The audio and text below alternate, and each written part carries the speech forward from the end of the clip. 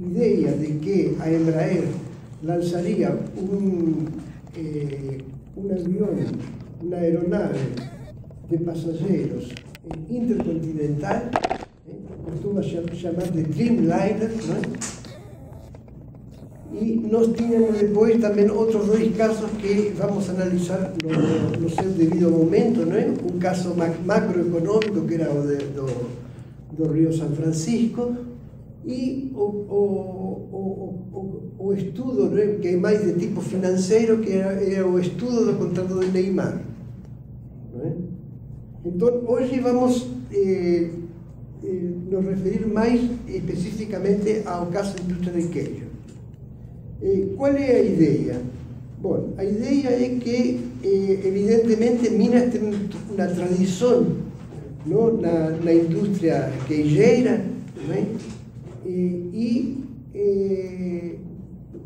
há uma vontade, tanto do governo como dos empresários, de internacionalizar a indústria de queijo mineira, ou seja, produzir queijo não apenas para Minas e para Brasil, mas também para exportação, concorrendo com os tradicionais exportadores de queijo como Itália e França.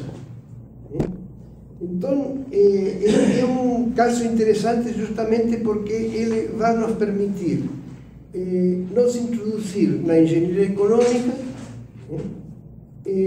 com um caso concreto e de interesse. E, se Deus quiser, vamos tirar bastantes ensinamentos dessa análise. Então, a primeira coisa que a gente queria fazer é, lembrem que a ideia básica era o seguinte: há uma indústria mais tradicional que pretende produzir simplesmente o queijo que sempre foi produzido pelo estado de Minas, que é o chamado queijo Minas, justamente, não é? Ou meia cura, alguns falam. E uma outra mais, digamos assim, ambiciosa, que quer entrar na produção de queijos varietais, como se diz, ou seja, os queijos de marca internacional. Nesse caso, essa indústria escolheu um queijo que pode ser feito a partir de queijo Minas, com um aprimoramento do queijo Minas, que é o queijo chamado de tipo Brie, um queijo francês. Como é que a gente pretende fazer isso? Olha, o primeiro instrumento de análise para o engenheiro que quer analisar economicamente projetos de engenharia, como seria este caso, é evidentemente estudar o problema desde o ponto de vista mais, digamos assim, elementar possível, que é a lei de oferta e procura. Então, um primeiro análise de uma indústria, que um engenheiro pode fazer de uma indústria, para saber se esse projeto industrial é um projeto viável, é justamente estudar isso colocando-o dentro da lei de oferta e procura. Mas, é claro, isso é um exercício interessante desde vários pontos de vista, mas não responde ao que realmente vocês precisariam fazer se, por exemplo, pensem um pouco, vocês daqui a um ano estão em uma empresa e justamente por algum motivo caem como engenheiros de indústria de queijo. Então, o diretor pode perguntar a vocês qual seria, desde um ponto de vista econômico, ou desde um ponto de vista da engenharia em geral, esse diretor tem a ideia de um projeto e ele pergunta: olha, eu gostaria que você me analisasse este projeto desde um ponto de vista econômico, como este projeto vai ajudar a empresa ou como não vai ajudar. Então, esse seria o contexto da pergunta. Claro, se você fala para o diretor: olha, eu vou estudar usando a lei de oferta e procura, diretor vai mirar meio aí com um sorriso amarelo, não é? E vai falar, mas realmente isso parece, como economista, parece muito interessante, mas desde o meu ponto de vista, eu estou pensando na minha empresa, não na lei de oferta e procura. Então, nesse caso, você vai falar, olha, não, então eu vou responder essa pergunta através de um modelo de empresa. E nós vamos usar para isso esse modelo Tarot que nós estamos sempre usando na parte didática dos cursos de economia para engenheiros. Bom, então são duas alternativas. Agora, sempre a lei de oferta e procura, ainda que não responda totalmente ao que quer esse diretor da empresa, pelo menos permite nos colocar dentro do problema de uma maneira bastante gráfica. Então, eu pediria, se fosse possível, passar essa primeira, que é justamente a lei de oferta e procura aplicada à empresa de queijo Minas, ou seja, a empresa mais tradicional. E depois nós vamos fazer essa mesma lei de oferta e procura aplicada à indústria de queijo mais ambiciosa que quer fabricar queijo brie. Bem, apenas para lembrar, a lei de oferta e procura, que é o que faz? Ela coloca frente a frente a empresa com sua curva de custos e os consumidores com sua curva de demanda. Então, o que é o que acontece? Essas duas curvas, ou essas duas, que muitas vezes por simplicidade assumimos que são retas, se intersectam em um determinado lugar, que é o chamado ponto de equilíbrio. Agora, para o diretor da indústria de queijo Minas, esse ponto de intersecção das duas retas não é o ideal, nem muito menos. Por quê? Porque esse ponto, que é o que representa a intersecção, o ponto de equilíbrio? Representa a maximização do bem-estar social. Agora, vá você a falar a um diretor de empresa, olha, você tem que se preocupar pelo bem-estar social. O diretor vai responder, não, eu me preocupo pelo lucro de minha empresa. A atitude do empresário é uma atitude que nós podemos dizer que é egoísta, mas é uma realidade. Os diretores de empresa o que procuram é maximizar o lucro. Então, nós vamos ter que usar a lei de oferta e procura como um instrumento de maximização de lucro. Entendem? Ou seja, a lei de oferta e procura, para um economista, permite obter o ponto de equilíbrio no qual obtém a máxima bem-estar social e, com isso, construi uma teoria muito bonita de caráter econômico. Agora, desde o ponto de vista do interesse da empresa, eu não estou procurando o ponto de equilíbrio, não estou procurando a intersecção aí, aquela lá. Vejam bem. Esse é o ponto de equilíbrio aí. E nesse ponto de equilíbrio, eu tenho maximização de bem-estar social, mas não tenho maximização de lucro da empresa. E nesse ponto de equilíbrio, o lucro da empresa é muito pequeno. E, evidentemente, nenhum diretor vai se conformar com ficar no equilíbrio. Ele vai procurar um ponto de maior lucro. E, naturalmente, vai procurar um ponto de máximo lucro. Ele vai querer maximizar seu lucro. Então, a primeira pergunta que nós temos que nos fazer é o seguinte: como posso usar a lei de oferta e procura para obter o ponto de máximo lucro? Então, vejam bem, eu diria bem simples. E vejam bem, eu estou colocando aí um certo preço do queijo. Entende? esta letra grega teta aqui está representando o preço que eu quero colocar ao meu queijo. E naturalmente eu quero obter qual é o valor de teta que vai me maximizar o lucro. Veja bem, o lucro é essa região aí em verde. Então você vê que quando muda isto, naturalmente esse trapézio que está aí vai aumentar. Mas vejam bem, se eu coloco um preço muito baixo, então essa área verde vai ser muito longa nesse sentido, mas vai ser muito chata. E se eu coloco quero exagerar e colocar um preço muito alto, vou ter uma altura grande da minha região verde, mas uma região muito estreita. Então, nenhum desses dois extremos são bons. O ideal é encontrar um preço que faça que esta área verde seja máxima. Mais ou menos a gente colocou aí o preço que maximiza o lucro.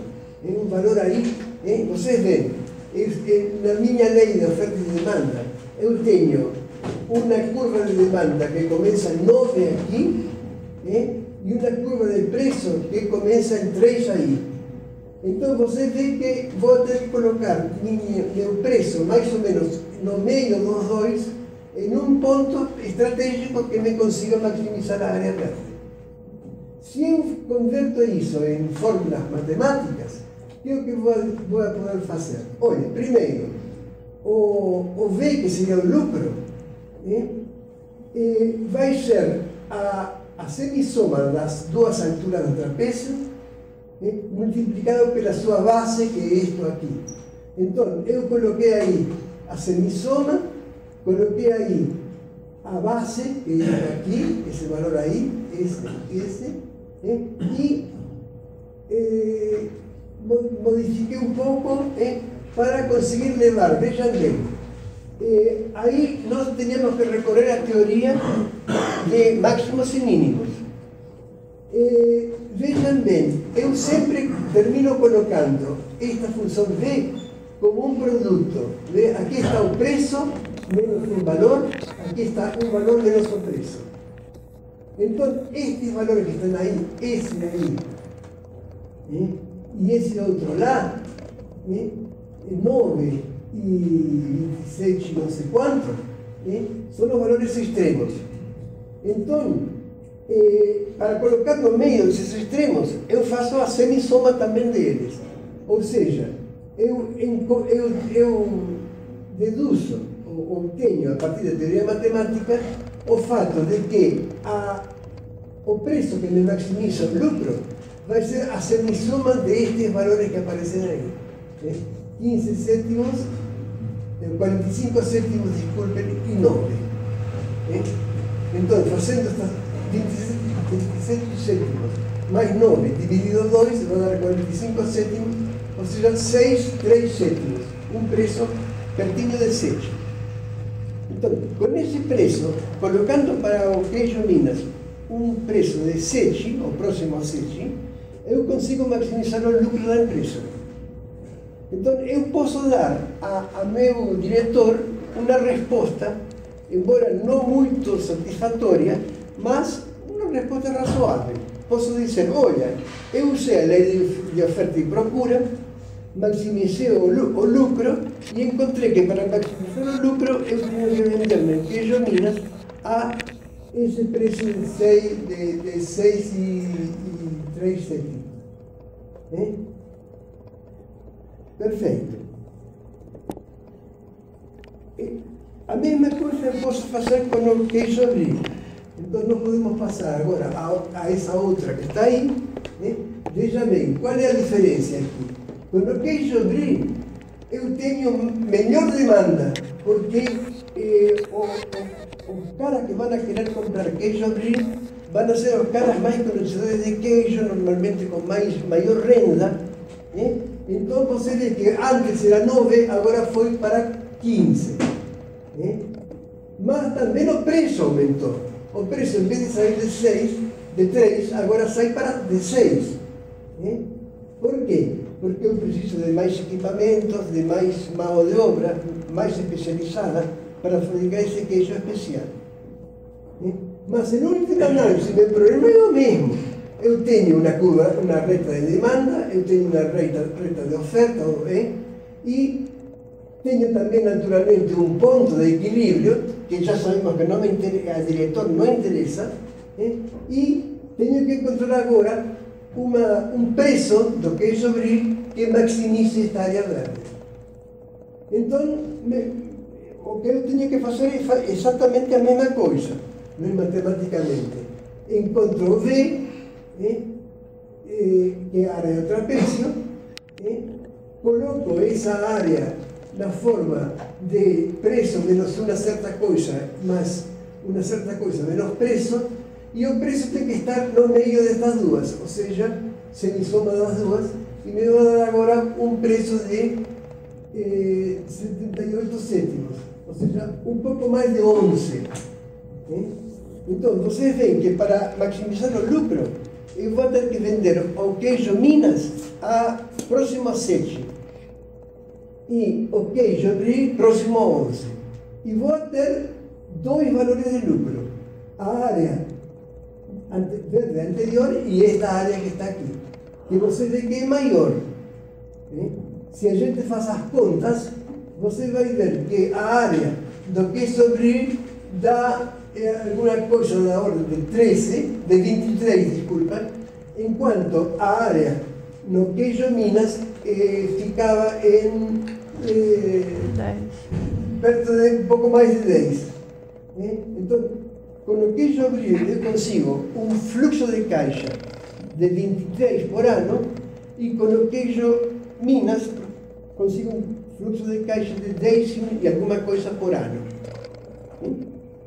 Então, isso está mostrando que o lucro que posso conseguir com o queijo brie é maior. Por enquanto, então, desde um ponto de vista inicial, eu posso dizer que a indústria de queijo brie vai funcionar melhor que a indústria de queijo Minas. Mas isto é provisório. Isto leva em conta apenas a lei de oferta e demanda. Agora, para satisfazer melhor a meu diretor,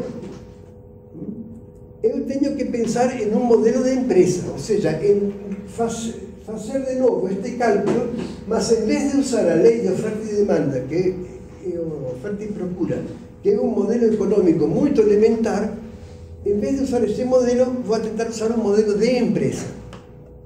Entende? É o mesmo problema visto em dois modelos. Um modelo mais simples e um modelo mais sofisticado. Isso é importante para que vocês consigam ir vindo, experimentando como é que funciona o trabalho do engenheiro na empresa. Ele, normalmente, para formar-se uma ideia, começa com os modelos mais simples. Por quê? Porque justamente os modelos mais simples são os que permitem a você obter uma primeira impressão do problema. A partir da experiência que você ganha com os modelos mais simples, você vai usando modelos mais complexos até conseguir uma resposta satisfatória. Até que ponto você vai chegar na complexidade do modelo depende de qual é a pergunta e qual é o cenário no qual você está. Nós aqui nos vamos limitar ao modelo Tarot. Quem sabe, na prática, seja necessário recorrer a modelos mais complicados. Mas este modelo já dá uma razoável. Eu me permitiria dizer a vocês que em 80, 90% dos problemas que aparecem nas empresas de engenharia no Brasil o modelo tarot funciona muito bem. E muitas vezes melhor que muitos cálculos financeiros complicados que se fazem aí, que são complicados, mas ao mesmo tempo respondem pouco às grandes perguntas que se fazem em relação a finanças econômicas. Tá? Então, vamos ver como que a gente faria. Olha, a gente falou um pouco sobre o modelo tarot e agora vai ser uma boa oportunidade de ver como ele funciona. Então, aí vocês têm o modelo tarot aplicado ao caso do queijo Minas. Né? Então, nós temos, vejam bem, aqui temos um A, né? Que seria o A da empresa, que praticamente é o mesmo A da curva de demanda, né? E seria o A dos consumidores, desculpem, né? E tenho também os parâmetros de custo da empresa, né? Que estão aqui. Né? Eu tenho aqui A igual a 10 e B igual a 1, que me representa a demanda, os consumidores. E C igual a 4 e E igual a 2, que me representa a empresa. Lembrem-se vocês que C é o preço otimizado da empresa, que é a mesma coisa que dizer a tarifa regulatória.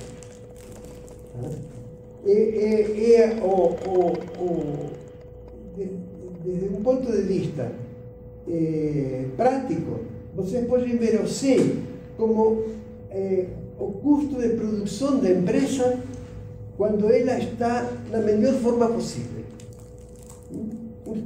Uma boa empresa que funciona bem fabrica as coisas com um custo igual a C. E este custo igual a C, vocês sabem que ele eu poderia colocar aqui.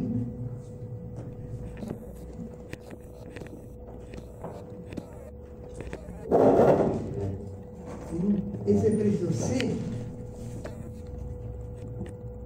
que seria o custo otimizado da empresa,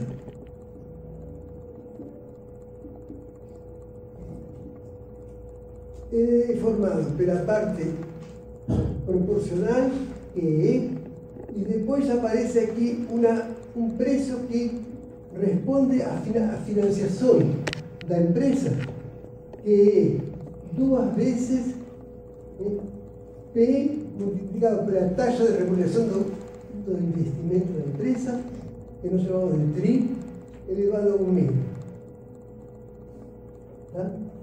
Então, sempre que eu tenho uma empresa e conheço o seu valor, seu parâmetro E, seu parâmetro P, que corresponde aos custos que muitos economistas chamam custos de congestão, e a taxa de remuneração do capital, eu sempre posso determinar o preço a que deveria vender a empresa, o custo da empresa,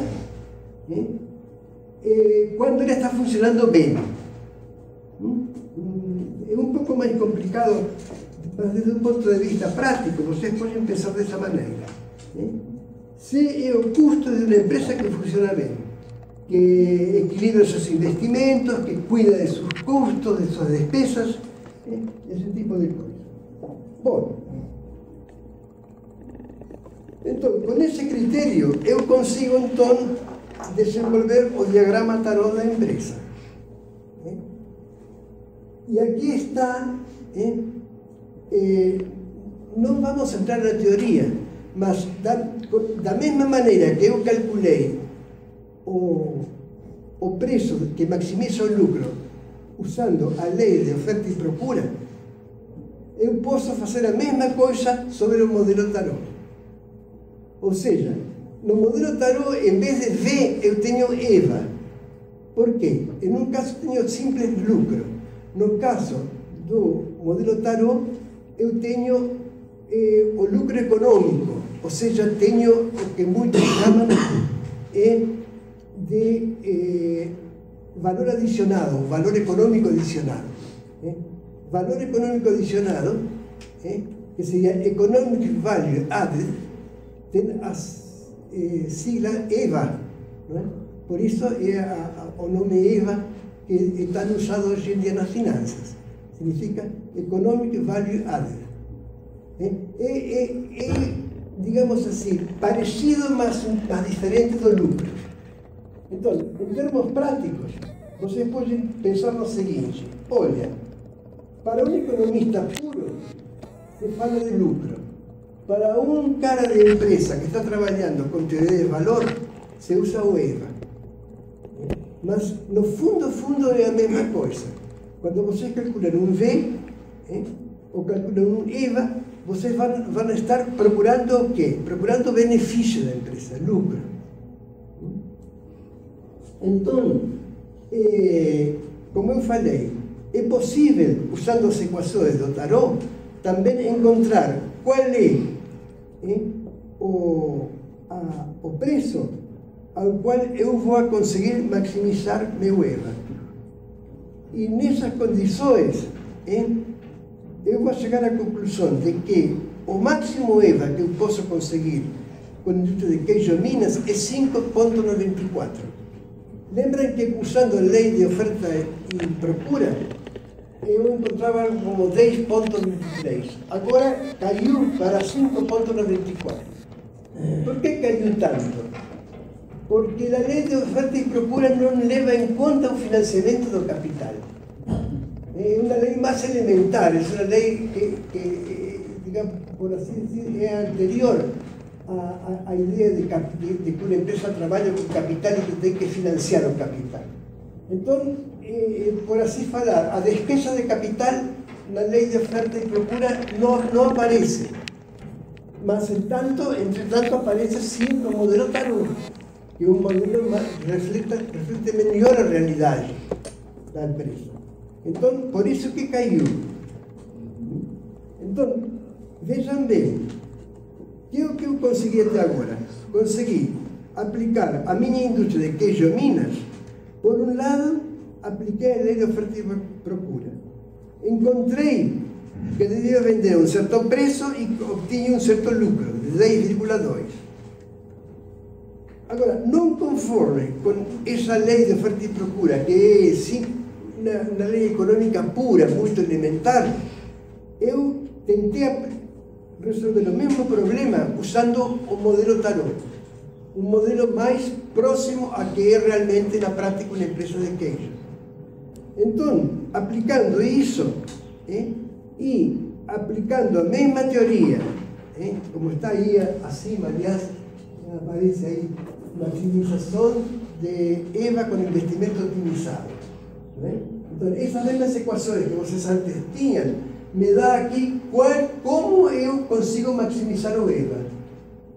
Aplicando essas equações ao caso concreto, que está aqui embaixo, então eu chego a um EVA de 5,94, que eu expliquei é menor que o outro porque na lei de oferta e procura não está a despesa de financiamento de capital, que está, entretanto, no modelo Tarot.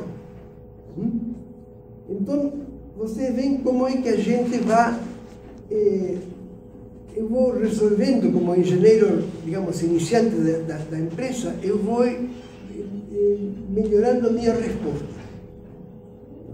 De trabalho e de computação mínimo. Essa é a minha ideia como engenheiro. Eu sempre tenho que dar a resposta, a melhor resposta possível, usando a menor quantidade possível de recursos. Então, conclusão. A que conclusão cheguei eu, analisando estes modelos? Que a indústria de queijo Minas, nos dois casos, dá um lucro menor. Usando o modelo elementar da lei de oferta e procura, me dava 5,94. E usando o modelo Tarot, desculpa, me dava 10,23. E usando o modelo Tarot, caiu para 5,94. Na indústria de queijo Brie aconteceu o mesmo. Usando o modelo, a lei de oferta e procura, eu cheguei a um lucro de 23, e agora, com con o modelo Tarot, cayó para un EVA de 16,5. Bom, então vocês veem, aqui se aplica um princípio, né? Que não sei se vocês, quem sabe no ensino médio, não estudaram alguma coisa na área de filosofia, mas há um princípio que se chama a navalha de Occam, né? De Occam Razor. Não sei se vocês ouviram falar alguma vez. Mas que é o que falava Occam, que era um filósofo da antiguidade? Ele falava que quando eu tenho várias respostas de um fenômeno, né, e alguém pergunta qual é a resposta correta, eu use como guia para encontrar a resposta correta a simplicidade. Aquela resposta que requer menos hipóteses, que requer menos quebradeira de cabeça, é a resposta certa. Então, esse é o princípio que a gente está aplicando sempre como engenheiro. O engenheiro realmente é um cara que alguma vez deve ter lido a Occam, porque ele aplica na sua profissão essa lei de encontrar que sempre o mais simples é preferível.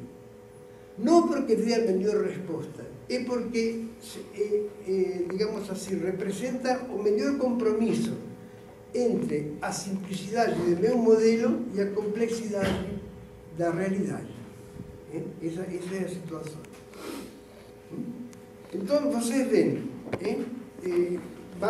vocês vão isto vai estar no Moodle, não é? O professor Monato vai colocar aí. E eu peço que vocês tentem repassar isto, porque nas futuras provas, evidentemente, a gente vai pedir que vocês, de alguma maneira, resolvam problemas parecidos. Claro, na prova nunca vão ser tão complicados, porque a gente sabe que na prova vocês não têm as condições, digamos assim, psicológicas como para poder resolver como uma coisa como fazem na casa, mas é importante então que vocês voltem a ver estas coisas no sentido de ir se familiarizando com a metodologia do engenheiro. Volto a repetir, mais importante que qualquer detalhe, o princípio da navalha de Occam aplicado aos sistemas produtivos. Esse é praticamente a engenharia. Bom, perfeito. Mas vamos continuar pensando em nós como um engenheiro de uma destas indústrias. Nós já respondimos à pergunta do diretor, que queria saber mais ou menos que lucro ia obter com cada projeto. O projeto de queijo Minas, o projeto de queijo Brie. E nós chegamos à conclusão de que com o queijo Brie eu obtinha maiores lucros, tanto usando a lei de oferta e procura como usando o modelo Tarot. Mas aí vem o seguinte problema. Não basta, ou seja, não é suficiente que eu possa afirmar para o meu diretor que o queijo Brie vai dar maior lucro. Porque eu também tenho que dizer a ele quando vai estar disponível esse lucro. Entende? Eu tenho dois projetos aqui. Um projeto dá um fluxo de caixa maior que o outro. Joia. Mas isso será suficiente para eu preferir esse projeto a outro? Aí vem a história que nós contávamos nas primeiras aulas.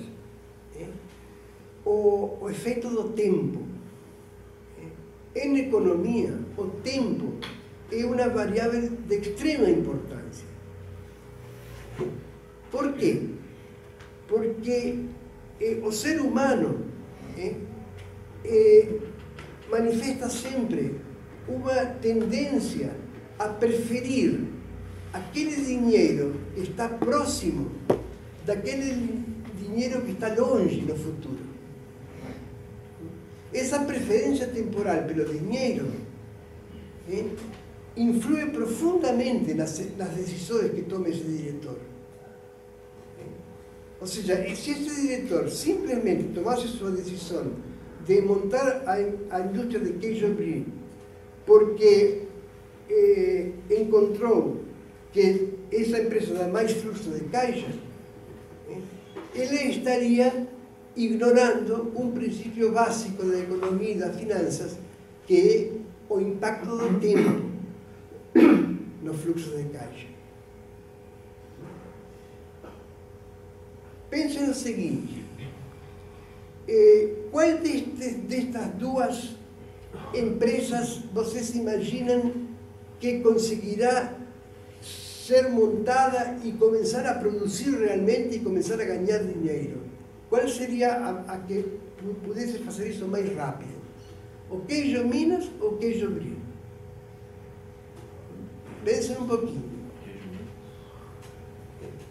Veja bem, o queijo Minas é um produto conhecido. Os equipamentos de queijo Minas são conhecidos, as técnicas, a mão de obra que fabrica queijo Minas é existente. No queijo brie, eu tenho um monte de coisas que eu não conheço.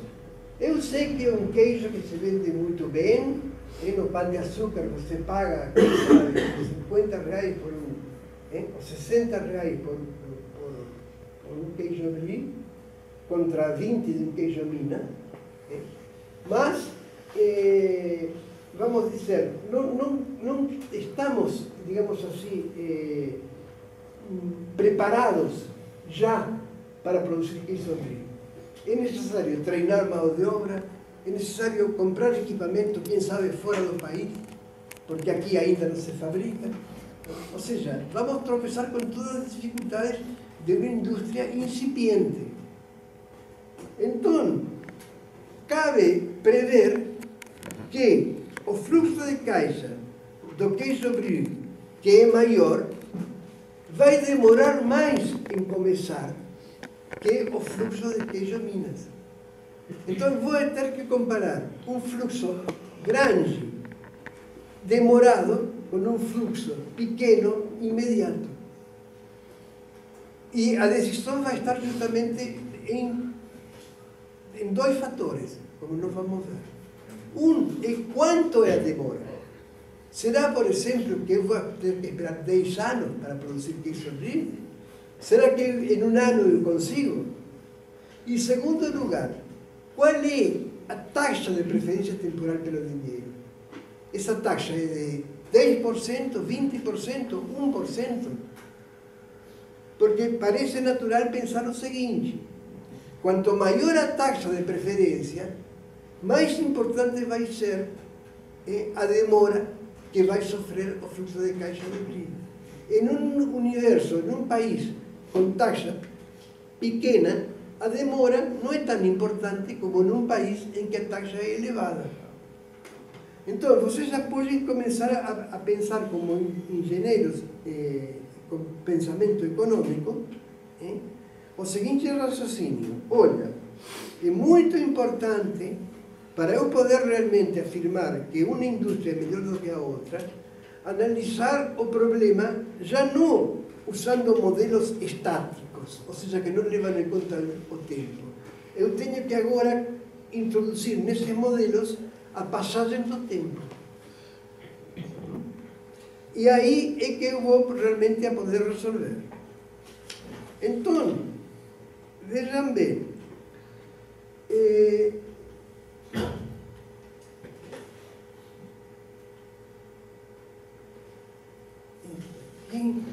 isso. Então, aí simplesmente está registrando o fato que nós já obtivemos, já conhecemos, que no modelo Tarot, vamos a usar o modelo Tarot, poderíamos usar também a lei da oferta e procura. Mas, para não, digamos assim, ser muito exageradamente detalhista, a gente vai aplicar já o modelo Tarot, que sabe que é o modelo mais próprio para definir o meio da empresa. Então, nós tínhamos queijo Minas, fluxo de caixa de 5,94 e no queijo Brie, fluxo de caixa de valor 0,1650. Agora, aqui fala, por exemplo, como um caso possível, de que com o queijo Brie eu tenho um retardo de 3 anos para iniciar o cash flow. Retardo de janeiro. Então, tenho esses valores e um retardo de 3 anos para iniciar o cash flow. Então, podemos ver agora a figura.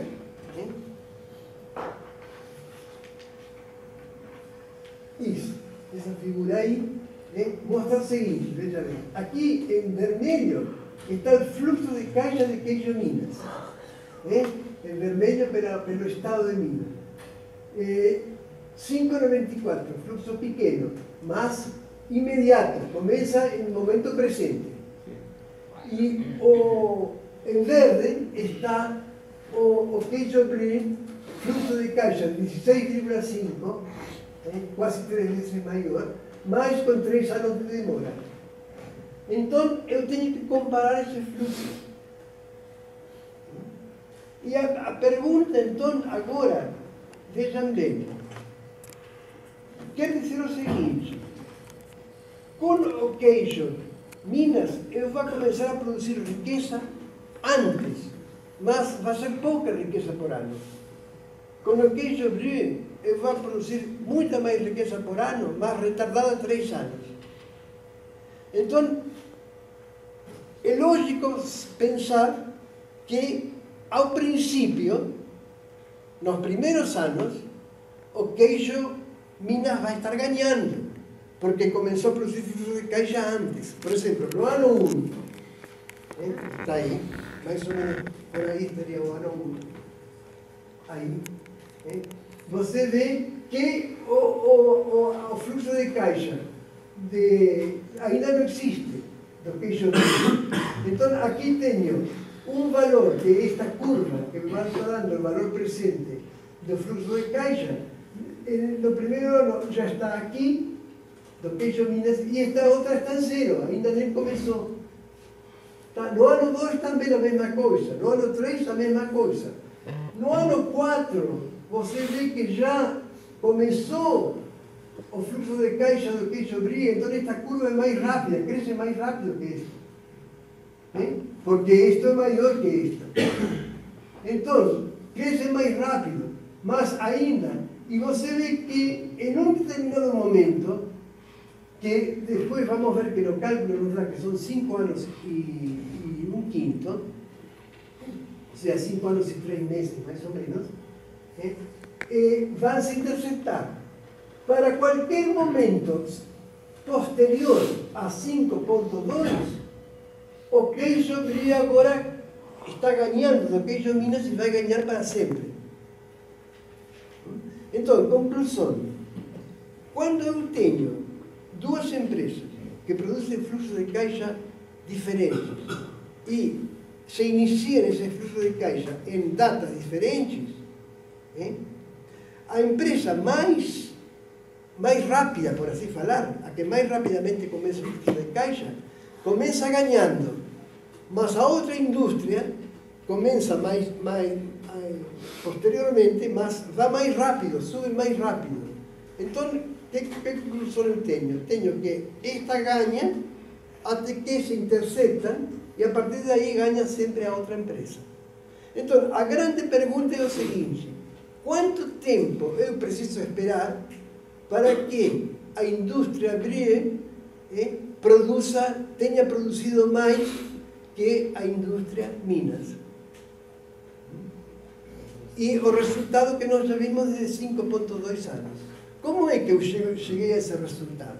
Aí está outra coisa que eu vou ter que fazer como engenheiro. Então. Vou ter que falar ao meu diretor, olha, você vai ter que esperar, ainda que vai ganhar, mas só vai ganhar a partir de 5 anos e 3 meses. Vai ter que esperar isso. Então você dirá se essa demora é tão grave para você ou não. Você vai poder aguentar 5 anos e 3 meses sem lucro? Maravilha! Mas aí meu diretor vai ter toda a informação que ele precisa. Ele vai saber que com a indústria abrir vai conseguir melhores lucros a partir de 5 anos e 3 meses. Então, como é que ele obteve esse resultado? Aplicamos simplesmente a lei de valor, a fórmula de valor presente. Lembram que nós usamos este método exponencial? Claro, se eu mostro isto para um contador, o cara provavelmente vai me expulsar violentamente porque eles não gostam desse tipo de coisa. Eu lembro para vocês que esta forma de tratar os problemas financeiros se chama de finanças contínuas. E é um invento do professor Merton Miller. O professor Merton Miller, por volta dos anos 80, mostrou esta teoria que me diz o seguinte: simplesmente as finanças contínuas são o interesse composto, capitalizado continuamente. Não é mais que isso. Qual é a grande vantagem? A grande vantagem é a seguinte: primeiro, eu posso calcular qualquer coisa com um programa muito simples. Qualquer de vocês pode fazer um programa que me dá o valor presente de um fluxo de caixa, por mais complicado que seja. Lembra que matemática financeira, ou quem não se lembra pode ver na prática, que em matemática financeira eu, por exemplo, tenho fluxos de caixa que são uniformes, fluxos de caixa que são gradientes, como chamam, que crescem, fluxos de caixa que são decrescentes, e cada um tem uma fórmula complicada. Usando o método do professor Miller, a gente se libera de tudo isso, porque simplesmente é calcular a integral de uma exponencial. E isso qualquer um faz, e qualquer um faz com um programa, que é o que importa. Ou seja, eu como engenheiro tenho no meu laptop um programa que me diz, bom, você tem fluxo de caixa de tanto, demora quanto? Demora tanto. Tá. Então você vai ter que esperar 5 anos e 3 meses. Vai ser automático. Sem nenhuma destas complicações. Por outro lado, além disso, depois nós vamos ver, este método de finanças contínuas tem outro importantíssimo questão. Quando você vai mudar de um período de capitalização, por exemplo, de um ano para mensal, para convertir a taxa de anual para mensal é toda uma fórmula complicada. Aqui não, aqui você divide por 12. Para encontrar mensal de anual, divide por 12. Para passar de trimestral para quinquenal, você multiplica por 20. Compreende? Então, é muito mais simples. O problema, digamos assim, é que hoje em dia, que é o que acontece? Primeiro, os contadores não sabem matemática. Então, pretender que os contadores usem exponenciais é simplesmente ilusório, utópico. Mas este problema existe e os contadores vão ter que aprender exponenciais. Vejam bem, hoje em dia há uma moeda que trabalha com finanças contínuas. Antes um contador poderia dizer, mas meu amigo, você me está falando das finanças contínuas. Bom, me diz, que moeda hoje em dia trabalha com finanças contínuas? Que é isso de capitalizar cada minuto? Onde se viu isso? Você tem, se você pode investir em dólar ou em rúpia, por um minuto, você me conta. Mas hoje em dia, se você vai a um lugar e quer investir por menos de um mês, já não vai, nenhum corretor vai aceitar, por exemplo, que você invista seu dinheiro por 5 dias. Vão falar, não, é impossível, 5 dias não dá porque a moeda, porque o sistema de câmbio, sei lá o quê, não funciona. Mas vocês ouviram falar do Bitcoin? O Bitcoin é uma moeda nova, é como se fosse real, como se fosse dólar, que funciona eletronicamente. Então, por exemplo, se Warren Buffett, que é um grande investidor americano, uma das maiores fortunas do mundo, em um momento determinado descobre que entre as 4h20 e as 4h21 de amanhã seu dinheiro vai ficar sem aplicação, ele pode ir a uma agência de Bitcoin e falar, olha, eu quero investir minha fortuna por um minuto, entre as 4h20 e as 4h21 de amanhã. E os caras do Bitcoin vão falar, tudo bem, não tem problema. Aí, e calculem vocês, quanto é o interesse normal, o interesse que dá 70 bilhões de dólares, que é a fortuna de Warren Buffett, durante um minuto. E vão ver que vocês não vão desprezar esse valor de jeito nenhum. Então, você vê que hoje em dia a realidade que está obrigando aos financistas a se modernizar não é a teoria, como sempre, não é a teoria que está detrás da prática, é a prática que está detrás da teoria, é a prática que empurra. E aqui o Bitcoin vai a obrigar, no futuro, é claro que isto não vai ser algo que vai acontecer em um ano, mas em vários anos nós vamos ter contadores conhecendo matemática e trabalhando com Bitcoin para fazer, para aplicar finanças contínuas, com prazos de períodos de capitalização muito pequenos, da ordem hoje em dia, vocês sabem, por exemplo, eu quero colocar, hoje em dia quero comprar ações. Quero comprar ações da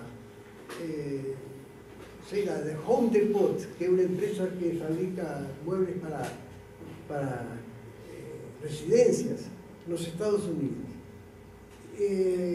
Eu posso ir a uma corretora em São Paulo, aqui não temos, mas em São Paulo você pode ir a uma corretora, e o tempo a demora entre o momento de decidir, fazer clicar a compra das ações e o momento em que as ações vão estar disponíveis para vocês rendendo interesse, hoje tem a ordem de 1 milissegundo. No Nasdaq, que é o mercado eletrônico americano, você demora 1 milissegundo para fazer operações. E por isso que normalmente as operações no Nasdaq não são operações que alguém clica, são operações automáticas. Por exemplo, por que se produziu a grande crise de 2008? O que aconteceu? Houve ações que começaram a descer. Ao descer uma ação, a maior parte dos programas do Nasdaq, dos investidores, tem sistemas automáticos que quando uma ação cai 5%, automaticamente dá ordem de venda. Então, o que aconteceu com o Nasdaq? Começou a cair, quando caiu 5%, apareceram ordens de venda que produziram uma baixa maior e se produziu um efeito dominó, um efeito cascata. E o Nasdaq caiu muito mais que os outros, as outras bolsas, digamos assim. Esta foi a que mais caiu. Standard Poor's, por exemplo, caiu muito menos. Por quê? Porque é uma bolsa tradicional, lenta, que reage lentamente. O Nasdaq é uma empresa que reage instantaneamente. Então, ela é muito mais rápida e isso dá uma certa inestabilidade ao sistema. Vocês lembram, em mecânica, vocês terão visto, se eu tenho, por exemplo, um sistema com uma mola muito forte e não tenho amortecedor, isso é muito rápido. E você pode pensar que o Nasdaq é a mola sem amortecedor e o Standard & Poor's é a mola com amortecedor. Então, a mola sem amortecedor é mais rápida, mas sem compensação é menos estável. Assim é como funciona hoje em dia os sistemas financeiros do mundo. Os sistemas ganharam em rapidez, mas como uma espécie de, digamos assim, de compensação,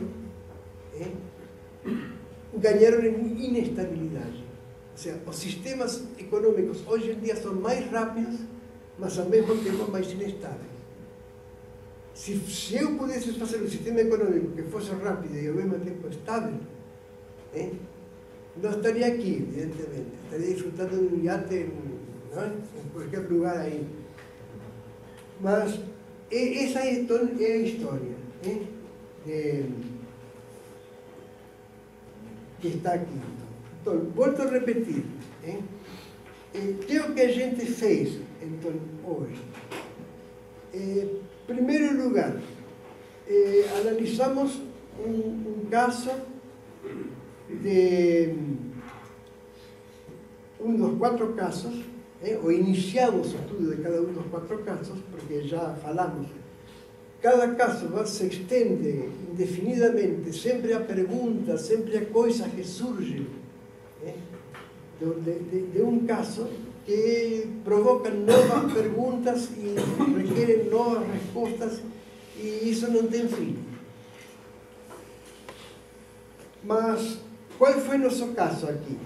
Foi a indústria de queijo Minas. Tudo bem, qual é o problema? Uma indústria mais tradicional, que pretende produzir o queijo tradicional de Minas, e uma empresa que quer produzir um queijo para vender, quem sabe, internacionalmente. Como tratamos o problema? Bom, nossa primeira pergunta, nós nos colocamos, lembram, na posição de um engenheiro que vocês acabam de entrar na empresa, e a primeira pergunta que vocês recebem é a seguinte: olha, eu tenho aí, tem várias pessoas que me estão aconselhando deixar de produzir o queijo que estou produzindo agora e passar por um queijo brie, um queijo mais sofisticado. O que você me pode dizer? Que análise você me pode fazer como engenheiro? Então, aí nós aplicamos primeiro um modelo muito simplório, mas economicamente muito forte, que é a lei de oferta e demanda, e também o modelo Tarot, que é o modelo que a gente usa, o professor Bonato e eu temos desenvolvido e usamos normalmente dentro de, quando a gente faz a consultoria sobre a indústria normalmente elétrica, a gente usa esse modelo com bastante bom resultado, diga-se passando. Bom, a qual é a melhor indústria? E nós descobrimos imediatamente que sim, é o tempo. Ou seja, quanto tempo precisamos para produzir queijo em Minas? E então, quanto tempo precisa para se iniciar o fluxo de caixa do queijo em Minas? Praticamente nada. Podemos imaginar-nos que está no presente. Quanto tempo precisa para eu começar a produzir queijo brie? Mais tempo, porque eu não tenho mão de obra especializada, tenho que treinar, tenho equipamentos que comprar. Então, todo esse processo, até o momento de começar a vender o queijo brie, eu estimo que vai me demorar 3 anos.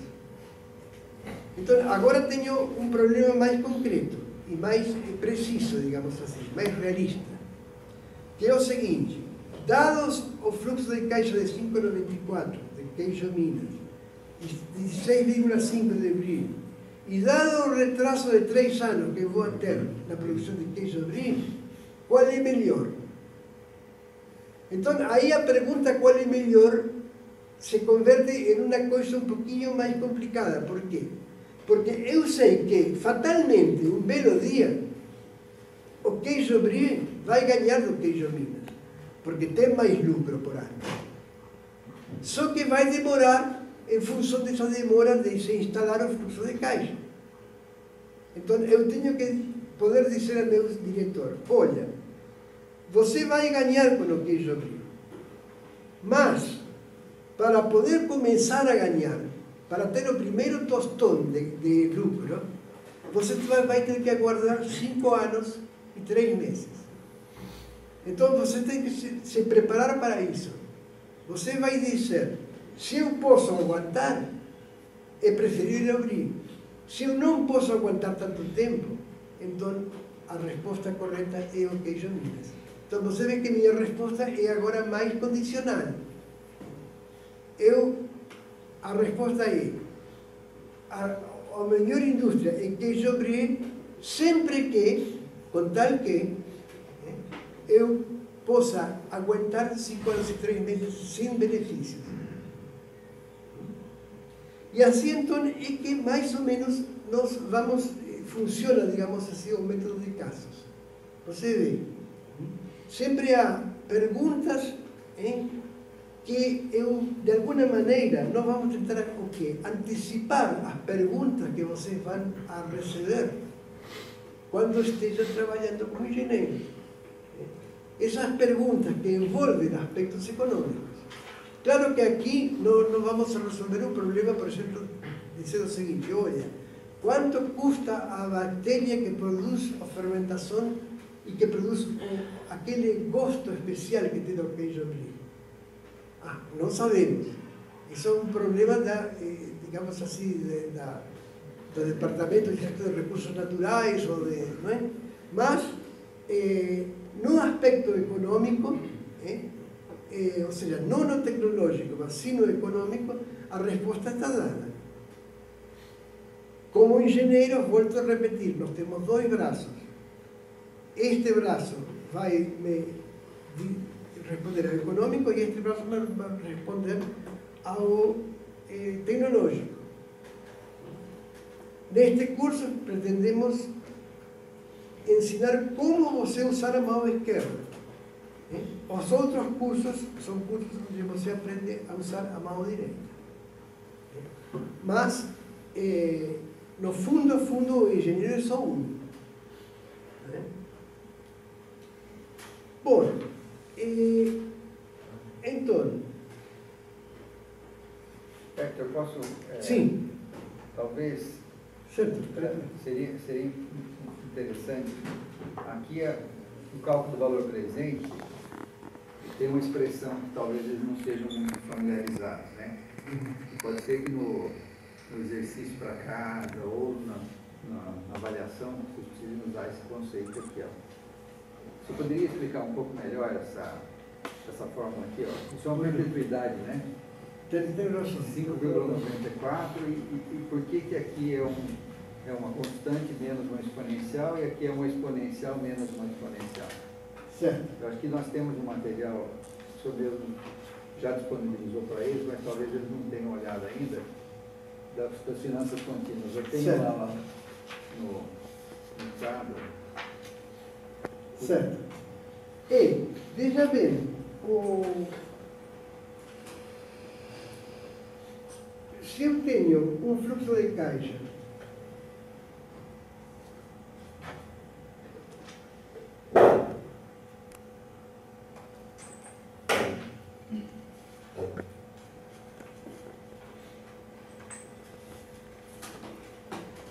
vamos considerar um fluxo de caixa qualquer. E um fluxo de caixa? Um fluxo de caixa simplesmente é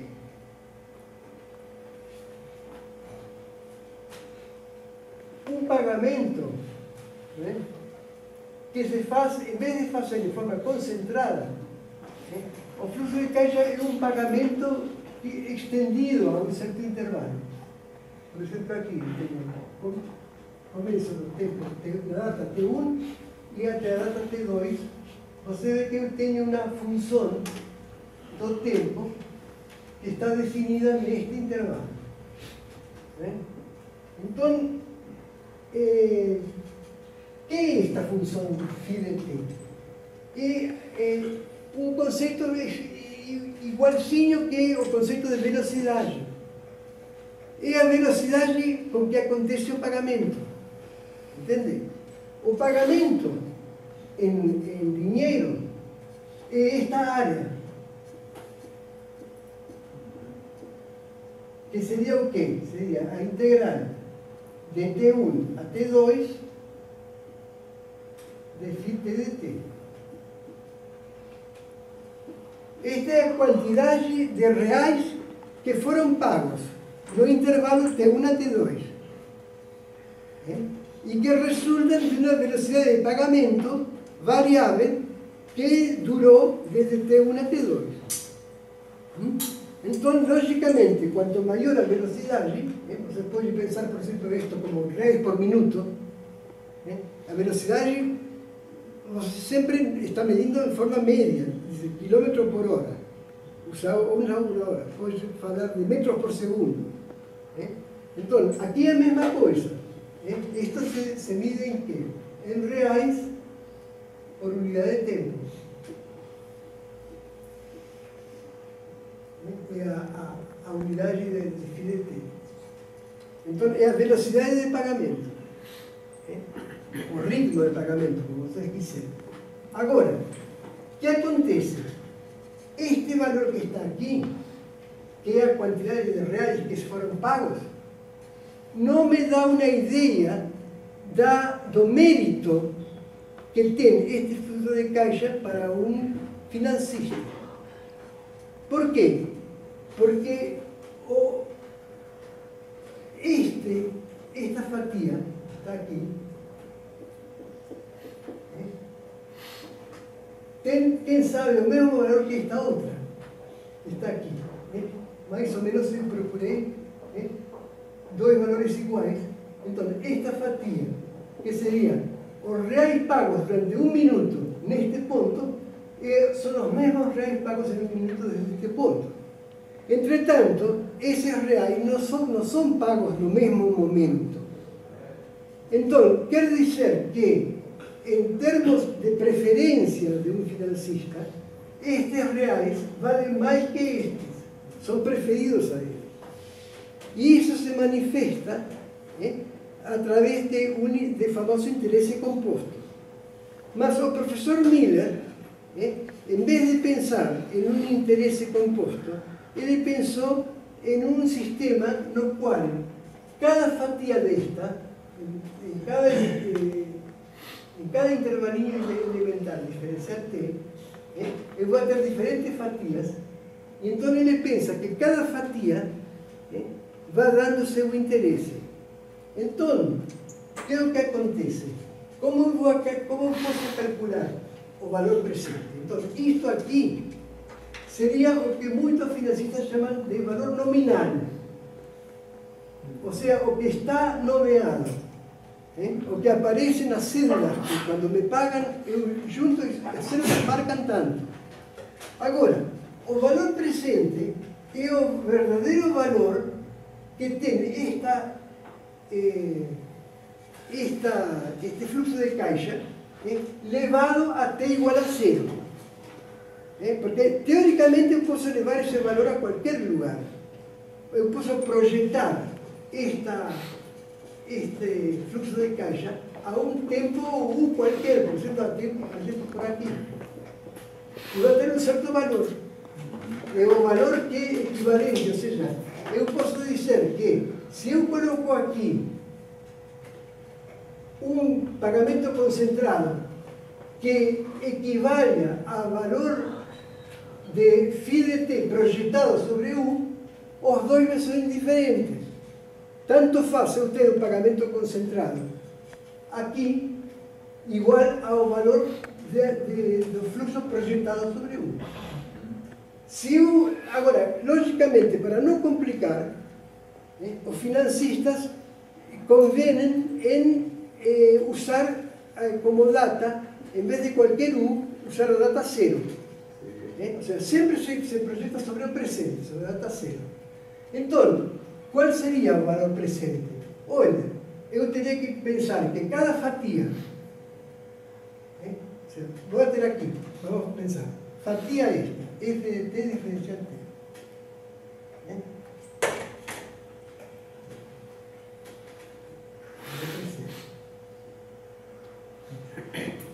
Pensa en la fatia só, ou seja, seria aqui uma fatia qualquer. E está aqui. Maravilha. Então, essa fatia é esta aqui. Depois vou somar. Quando eu somo diretamente a fatia, sem fazer mais nada, obtenho o valor nominal, que está lá. Agora, quando eu calculo o valor para o financista, eu tenho que pensar que esta fatia não vale o mesmo que esta fatia aqui. Ou seja, esta fatia não se projeta aqui com o mesmo valor, se projeta com um valor menor. Quanto menor? Depende do momento em que ela está aqui. Se isto é t e isto é zero, então esse fator vai ser E a menos R por T, donde R é a taxa que estou usando e esta é exponencial. Então, você vê que isto tende a diminuir em um fator igual a E a menos RT. Então, aqui tenho o valor verdadeiro, este E a menos RT multiplicado por φ de T. Este é o valor dado para o financista dessa fatia, desta fatia. Agora só tenho que somar entre todas as fatias para ter essa expressão que está aí. Agora, quando φ de t é uma constante, ou seja, tem um fluxo de caixa uniforme, então isto pode sair fora. E aqui aparece E a menos RT, diferencial T. E esta exponencial é muito simples. Esta integral, vai ser assim, vai ser φ, e aqui vou ter, um R que vai ficar, quando eu integro, esta R divide aqui, então tenho φ sobre R, e aqui que vou ter a integral nos limites, ou seja, E a menos T1, RT1, menos RT1, menos E a menos RT2. Seria o contrário? Não, eu coloquei, porque veja bem, como vai ser um R negativo, eu coloquei primeiro o inferior e depois o superior. Então essa seria a expressão. Agora, quando T1 igual a zero, quando nos fluxos que começam em zero, então isto T1 igual a zero e isto igual a 1. Por isso aparece. Tá?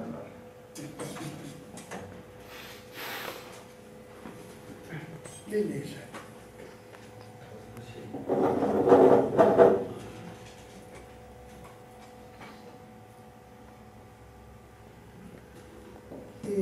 Bom. Pessoal, ficou claro então por que o uso dessas expressões aqui?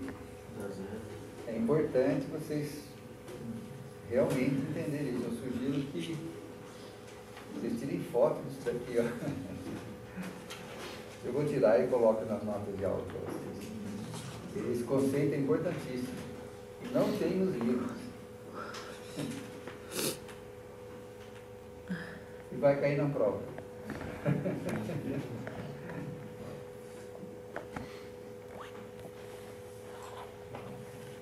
Então já vemos como a economia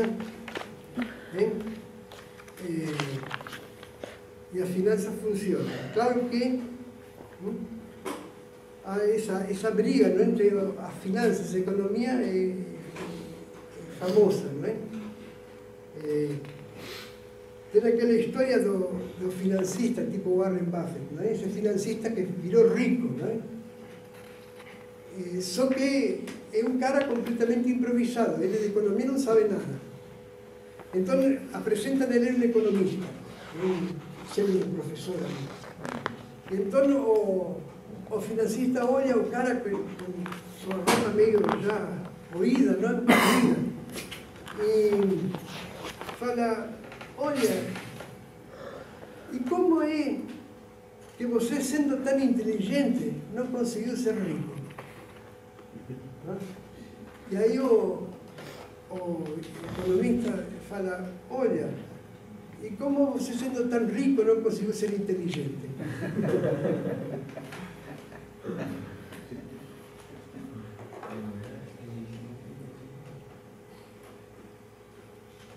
Bom, então, antes de deixar aí a palavra com o professor Bonato, que sempre tem oportunidade aí a sabedoria de nos dar também umas coisas bem importantes, eu gostaria, então, lembrar a vocês o seguinte: quando sempre a problemática de vocês como engenheiros vai ser, quem sabe, o seguinte: vocês não se pode, não vale a pena discutir o fato seguinte: se vocês estão aqui é porque tinham vocação pela tecnologia, não é? Por isso que vocês escolheram a engenharia. Então, duvido que nesta sala tenha alguém que tenha vocação pela economia. Ou seja, primariamente, inicialmente, vocês são tecnólogos, ou gostam, ou querem ser tecnólogos. Por outro lado,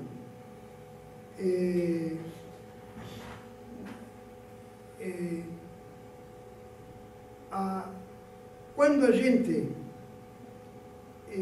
desenvolve a tecnologia, quem sabe os primeiros tecnólogos,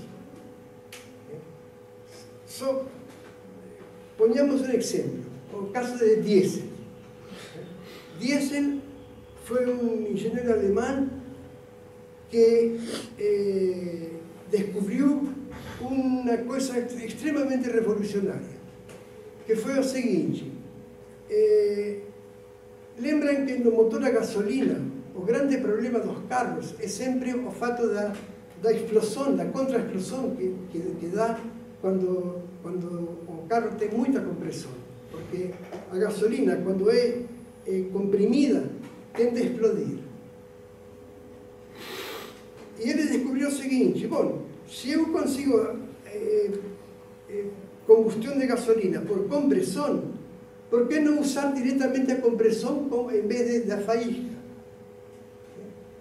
Para que eu quero ter uma faísca para acender gasolina se também posso comprimir? Então, esse mesmo problema, que era um grave defeito dos motores de gasolina, se convirtió no princípio do diesel. O diesel usa como método para producir a combustión de gasolina a presión.